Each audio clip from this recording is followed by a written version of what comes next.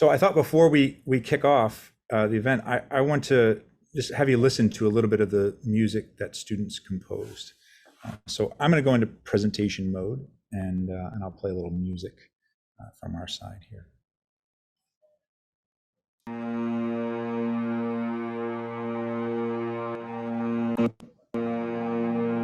The caged bird sings with a fearful trill of things unknown but longed for still, and his tune is heard on the distant hill, for the caged bird sings of freedom. I feel the most free when I'm listening to music because I feel like I'm in a different zone. A time where I feel free is when I'm in my room by myself. Listening to music with headphones on is my escape. When I feel stressed, I listen to music alone in my room. The feeling of freedom is a very rare thing.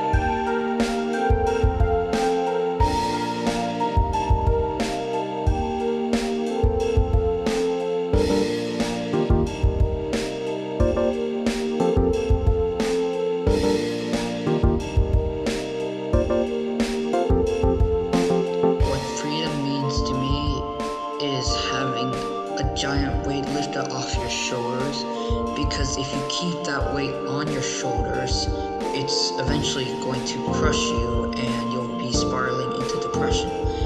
And the last thing you want is depression. Whenever I have a challenge, I turn to my family because they are the most understanding and caring. The free bird leaps on the back of the wind and dares to claim the sky.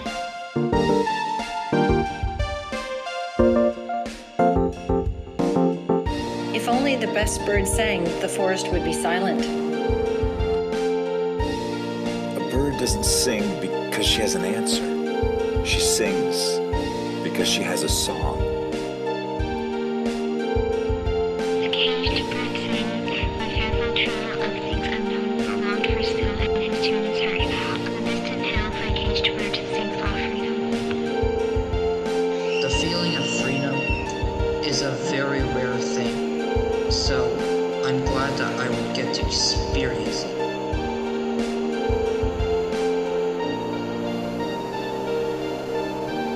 And he names the sky his own.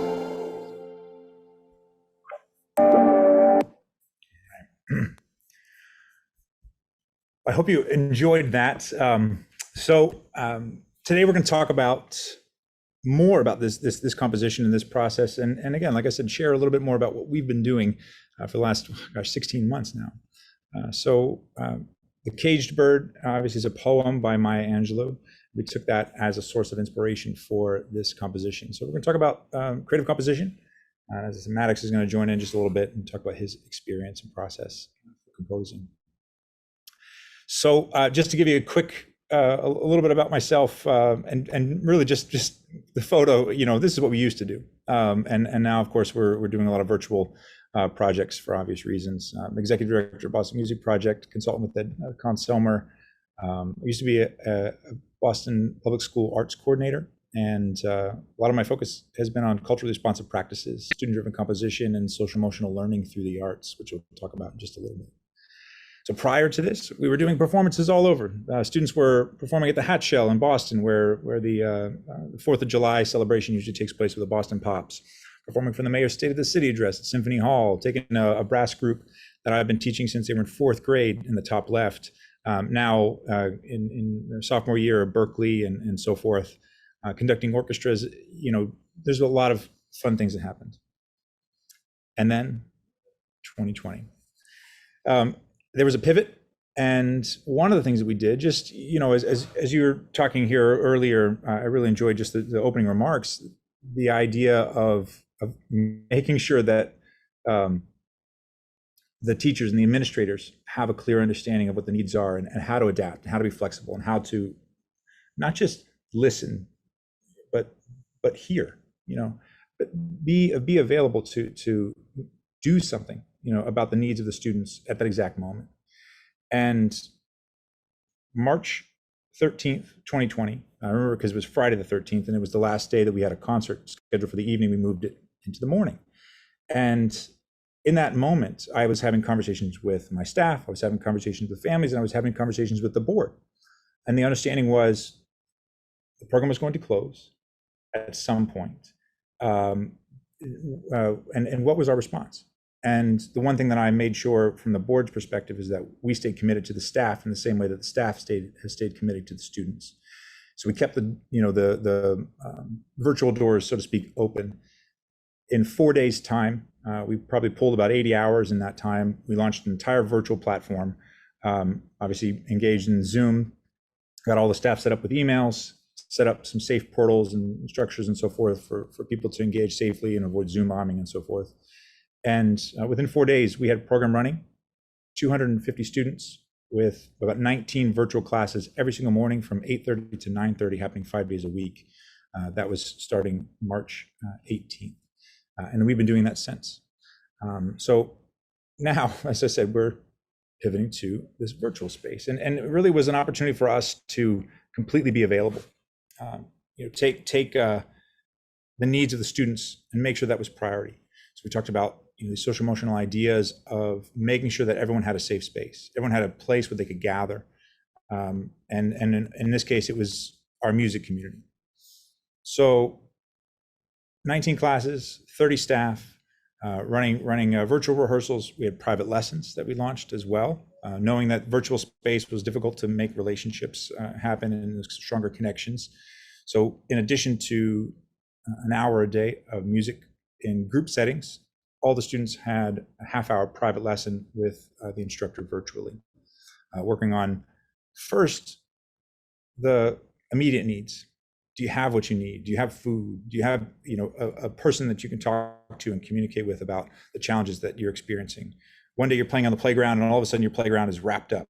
You can't go on it anymore. You can't go outside. You can't go to the grocery store. All these immediate changes. So we want to make sure that that was met first. And then within about a week or so, easily start to pivot to creative practices. I'll talk just for a minute about why we get creative. From my perspective, increased student engagement and retention. I realize I'm talking to young people. I talk to a lot of people in different capacities. We're always trying to keep you engaged, young people. Keeping you in the program means you have more opportunities to learn. You have more opportunities to grow. You have more opportunities to dig into the content. Creating opportunities for inquiry-based learning, self-reflection, peer inquiry. Maddox will talk a little bit, about this process of our experience. We created music, and then we had an opportunity to say, well, do you like it or do you not?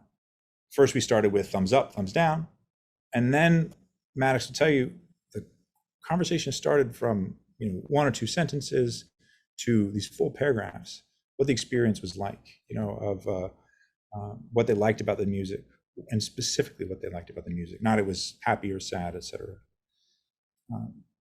Being creative makes the learning more equitable. You can present opportunities for individualized goal setting in this space. You're not just giving them a standard sheet of music and saying, learn this. Instead, it's what do you want to play and why do you want to play that?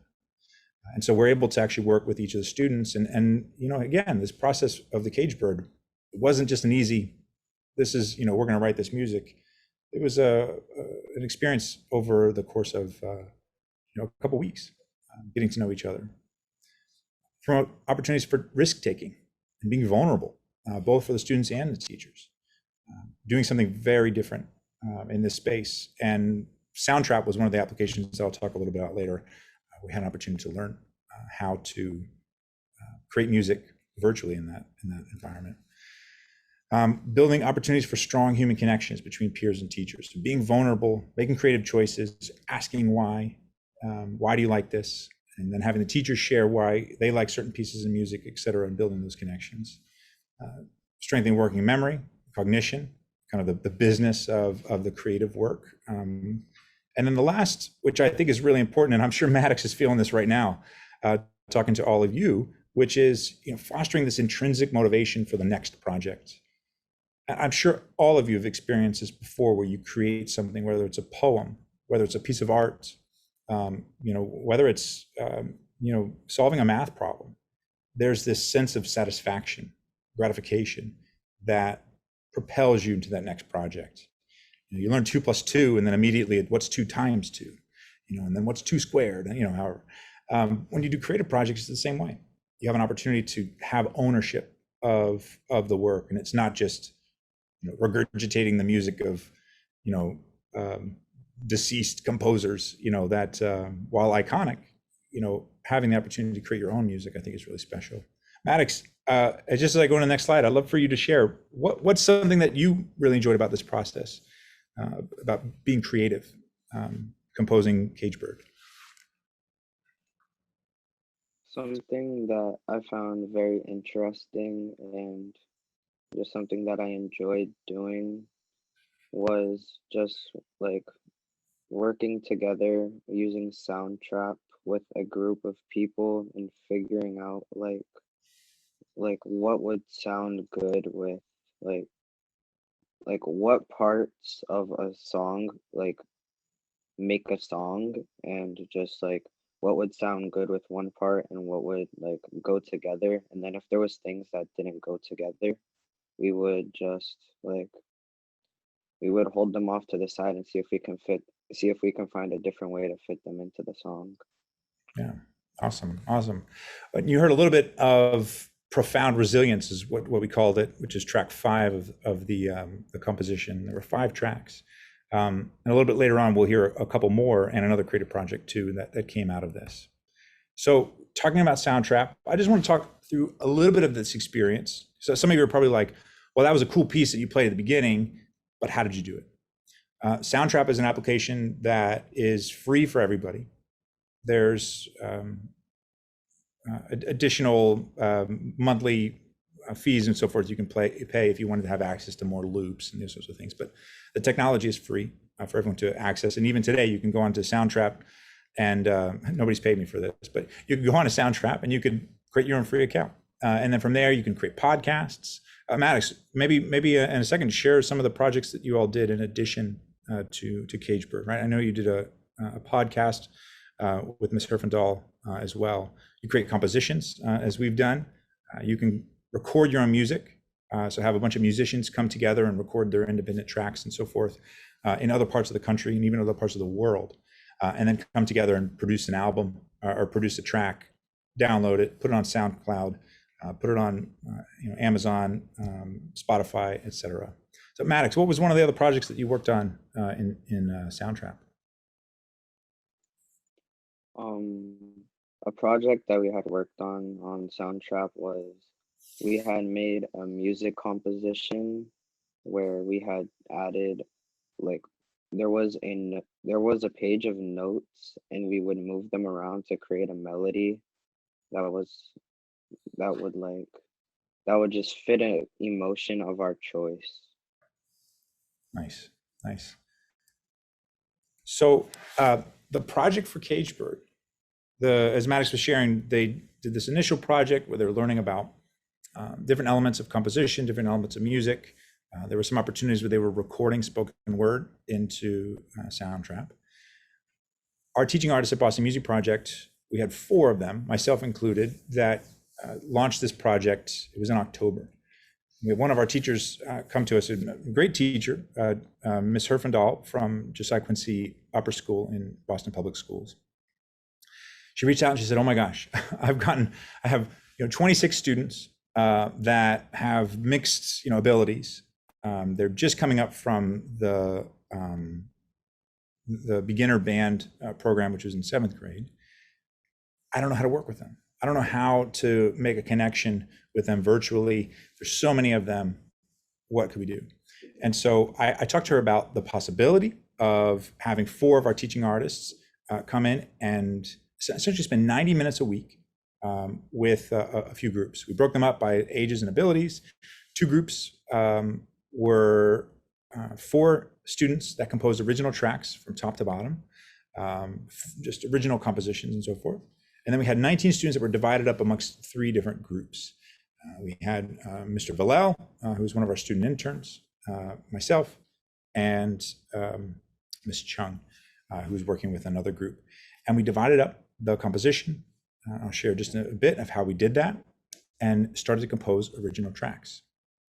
The steps, then we selected Cagebird poem, defined the text and the meaning of the poem, and then second, we established the mood, the tonal center, as we refer to it. Is it happy? Is it sad? Is it major? Is it minor? And then what was the aesthetic of each of the stanzas? One example I'll play in a bit is called Grave of Dreams.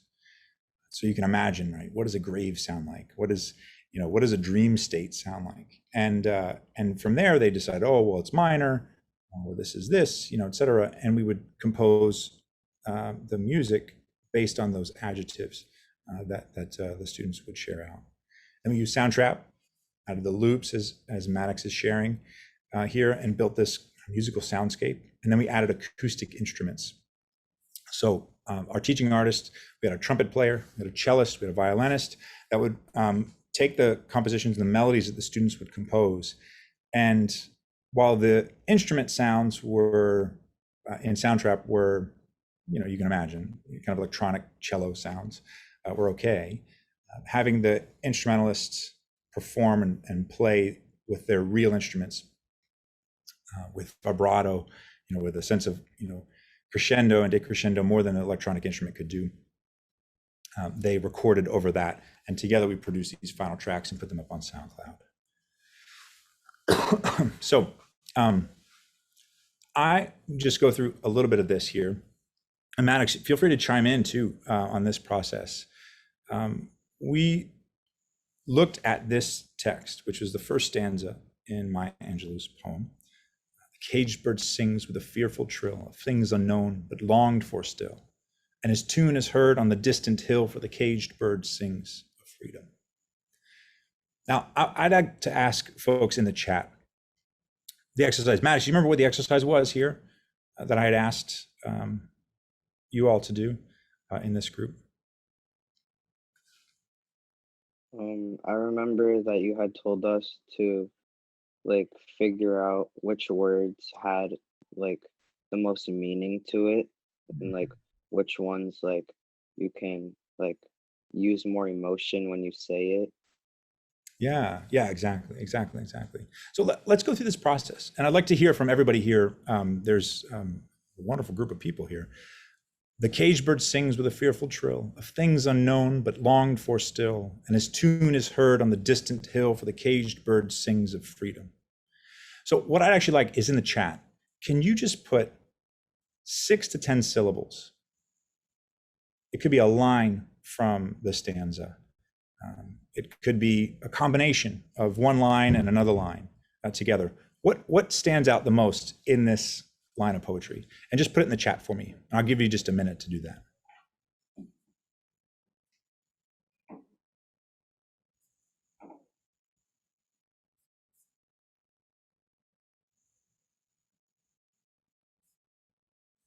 So if you're looking at this, I love this. All right, there they are. They're coming in now. Yeah, fearful trill, things unknown but longed for still.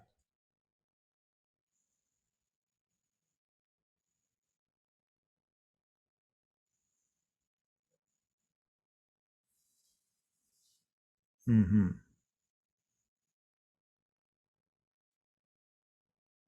Yeah, these are great.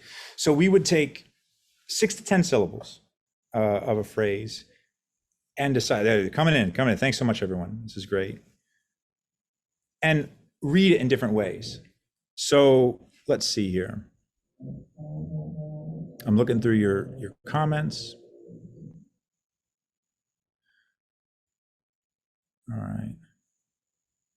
All right, Hannah, can I put you on the spot?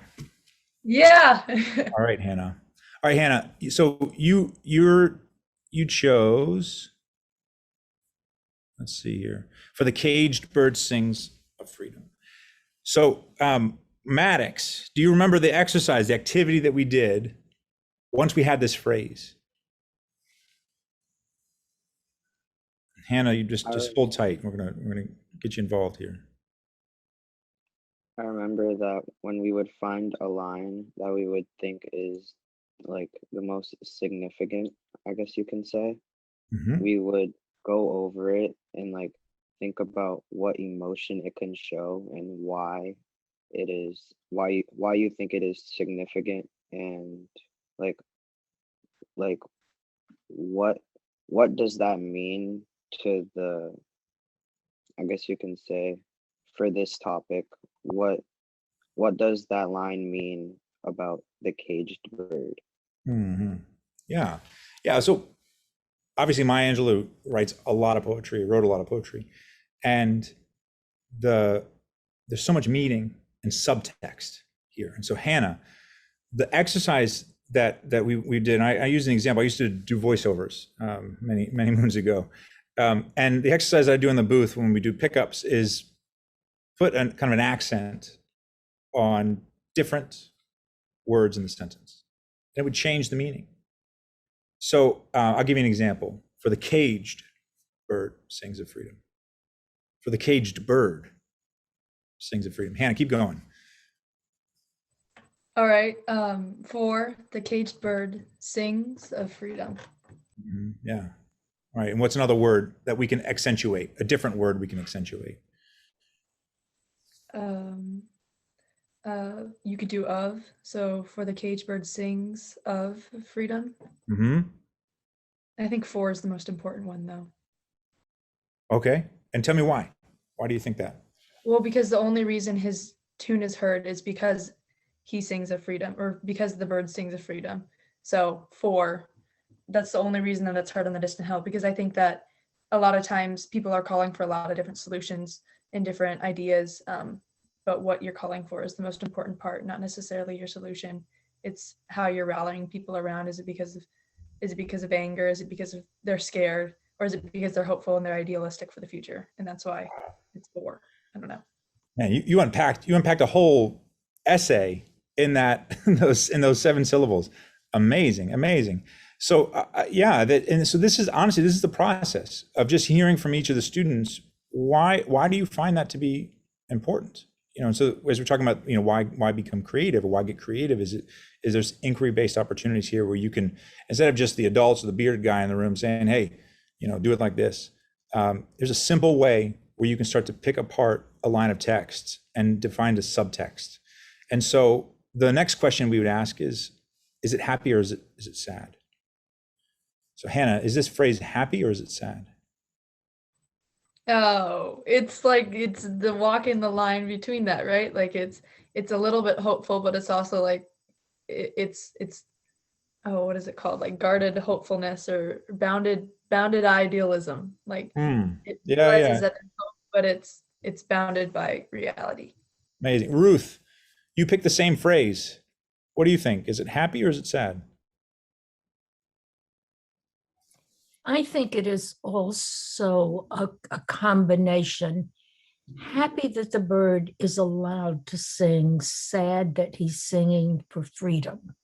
Mm-hmm. So it's that, it's the tension that we all feel in many situations. Yeah, for sure. And you actually said it so beautifully, is you accentuated the word freedom. And that was the last one, Hannah, the last word in the sentence. For the caged bird sings of freedom. Yes.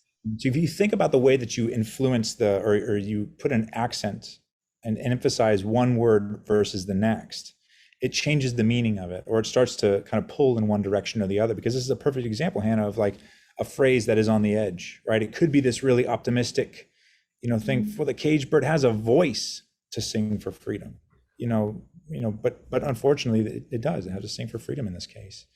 So at any rate, this is the process. For the caged bird sings of freedom. And ironically enough, the students had similar ideas. And so if I go back to our presentation here, just to share, this is what the students chose. Maddox, you remember this? So Maddox, they did something creative. What did you all do in terms of combining the phrases? We did what you had talked about, changing the tone of what we like. We changed the tone of different words to change the meaning and kind of inflict what we want to say to the audience. Yeah. And part of that process too was you all actually selected this phrase. We didn't set Hannah or Ruth up on this one. You all chose it for the caged bird sings of freedom. And then what they did, what I thought was super clever, is they actually took out a part in the middle of the poem and reconstructed the entire stanza. The caged bird sings of freedom, but his tune is heard on a distant hill. And so when they said that phrase, there's a rhythmic energy to it. For the caged bird sings of freedom, but his tune is heard on a distant hill. And if you say it a couple more times and you start to lose the text in it, and you just get ba da da ba da da da da ba da da da da da da da, and you have this rhythm that goes through it. And so what I'm going to play for you next is a portion of track one. I'll cut it off in the middle of it, but I'll play a portion of track one from this, where you actually hear the melody that they composed. And the phrase, I'll sing it for you just a little bit so you can kind of pick it out a little bit. So it's ba da da da dee da da da da da da da da da dee da da da da, and you'll hear that played by the trumpet here after a brief introduction from it. Just by taking this one exercise of going through the stanza, identifying what phrase meant the most to a particular student, and then beginning to tease out the meaning of it, we decided it was minor pentatonic, so it was sad, but there was a hopefulness to it, and then the pacing by which we sang it, or said the phrase, we laid that over music and composed a melody, and then actually just dropped the lyrics all together. So I'm gonna switch over to my music and we'll play a little bit from that track.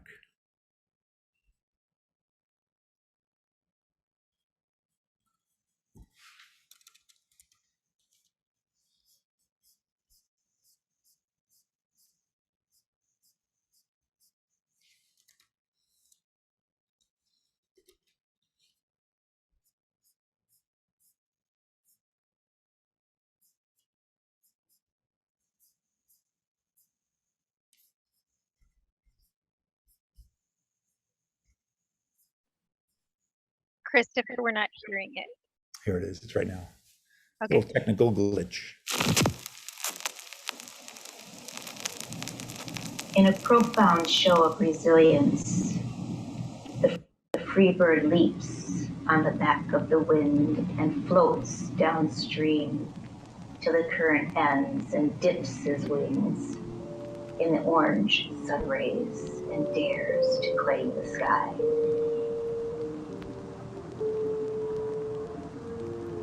But a bird that stalks down his narrow cage can seldom see through his bars of rage.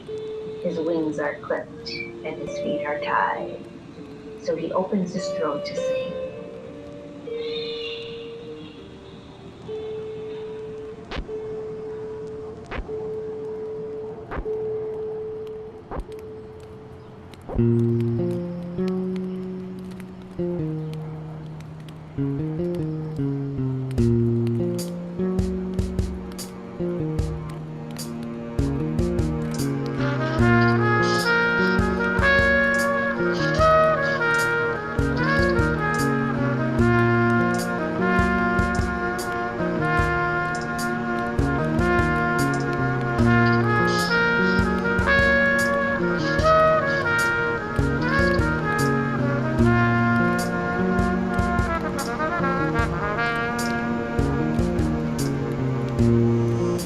The caged bird sings with a fearful trill, things unknown but longed for still.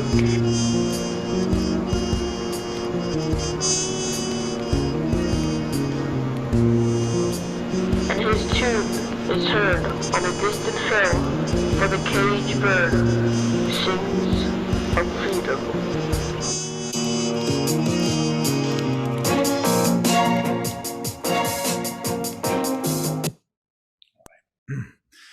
There's more to the entire album.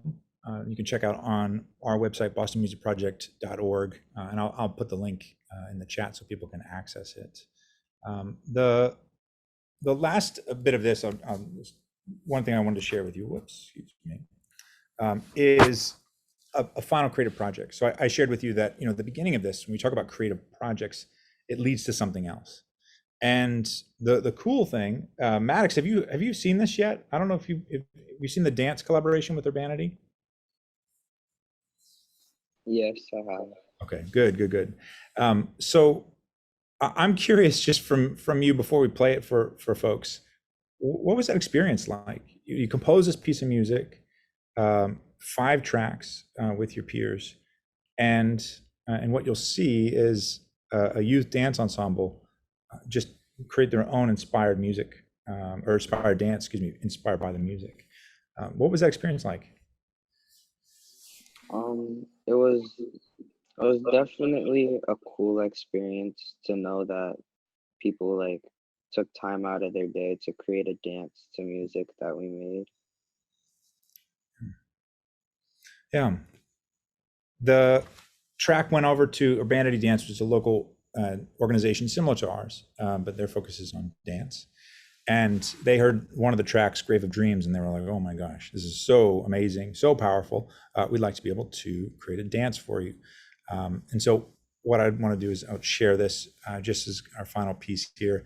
And I'd love to open it up. If folks have questions in the chat, maybe more about the process, any questions for Maddox specifically, love to have Maddox available to answer any questions here. I'll play this. It's about 2.5 minutes. During this time, put your comments and your questions in the chat. In the time that we have left, we certainly help to answer some of those questions. Thanks, everybody. So here's Grave of Dreams by Urbanity Dance and students with the Boston Music Project.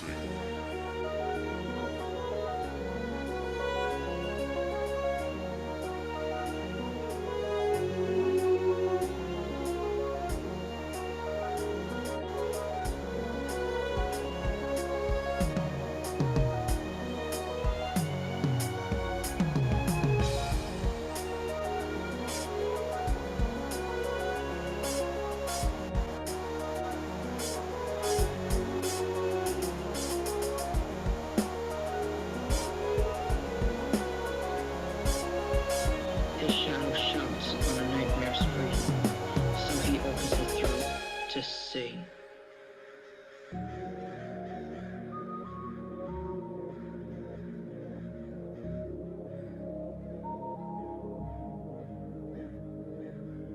I feel caged when my story isn't being shared. When I feel stressed, I listen to music alone in my room. When I feel stressed, I go and play video games. Games take you into a whole new reality based on imagination.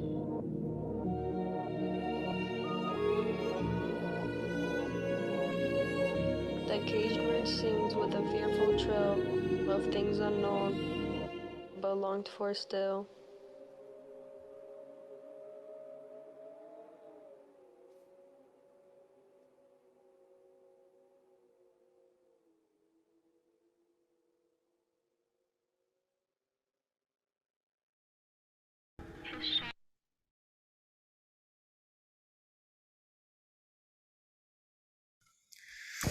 So I'll stop sharing and just open it up. If folks have any questions, I'm going to check the chat now. Question for Maddox. Maddox, you see the chat there? Any students you worked with, perhaps this pertains to that were struggling with depression, with the lockdown, and thus having a difficult time giving a full contribution. So how did the other students help, or did they learn to work without them? I think, Maddox, any of your peers have some challenges?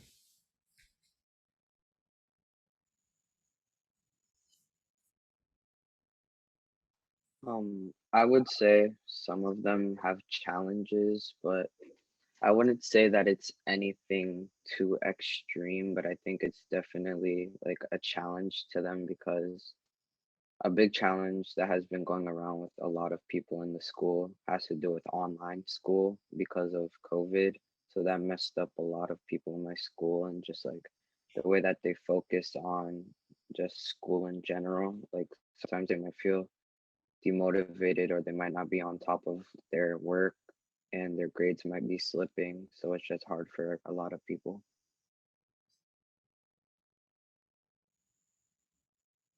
Yeah. Thanks so much for that. I think, too, part of the, I'm reading the chat here, please keep creating from Griffin. Thanks so much. Hannah, you want to, or this is Joe, you're raising this from Hannah, is that right? You want to share that out?